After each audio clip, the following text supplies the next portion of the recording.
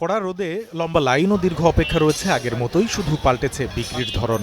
আগে বিক্রি হতো খোলা ট্রাকে, আর শুক্রবার বন্ধ থাকতো এই কার্যক্রম। সে সময় ট্রাক আসার আগে থেকেই ভোক্তারা থাকতেন অপেক্ষায়, আর এখন ফ্যামিলি কার্ড নিয়ে ডিলারের দোকানে আসছেন তাদের জন্য বরাদ্দ রাখা পণ্য কিনতে।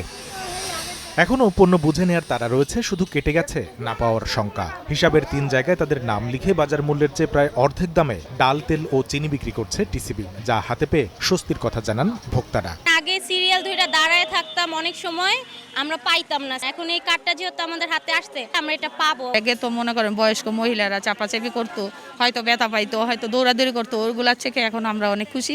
অনেক জিনিসপত্রের দাম অতিরিক্ত হয়েছে, আমরা পারি না, আমরা যে কাজ করি আপনার আয়ের ঊর্ধ্বে চলে গেছে। একটু কমে পাইলে তো সবার জন্যই সুবিধা। ডিলাররা জানালেন, ওয়ার্ড কাউন্সিল থেকে দেয়া ফ্যামিলি কার্ড দেখে ভর্তুকি মূল্যের এই পণ্য কিনতে পারছেন ক্রেতারা। মানুষ সুষ্ঠুভাবে দাঁড়াইতেছে, কাঠ নিয়ে আসতেছে, কাঠ দিতেছে, মাল নিয়ে যেতেছে। আমি যে আজকে না দিতাম, ওই বক্তার জন্য 1 পেতাল প্রয়োজন ছিল, তো ওই তেল সে বাজার থেকে কিনতে, তেল বেশি দিনে কিনতে তার লস হইতো। এই বিক্রি কার্যক্রমে কোনো অনিয়ম হলে কঠোর ব্যবস্থা নেওয়ার হুঁশিয়ারি দিয়েছে টিসিবি। যে কোনো সময় যে কোনো জায়গার কোনো অনিয়ম পেলে জিরো টলারেন্স নীতিতে এই ক্ষেত্রে ব্যবস্থা গ্রহণ করা হবে। এবারের বিক্রি কার্যক্রম শেষ হবে 5 জুলাই, আর ফ্যামিলি কার্ড করার সুযোগ রয়েছে আগামী 30 জুন পর্যন্ত। কামরুল হাসান সবুজ, সময় সংবাদ, ঢাকা।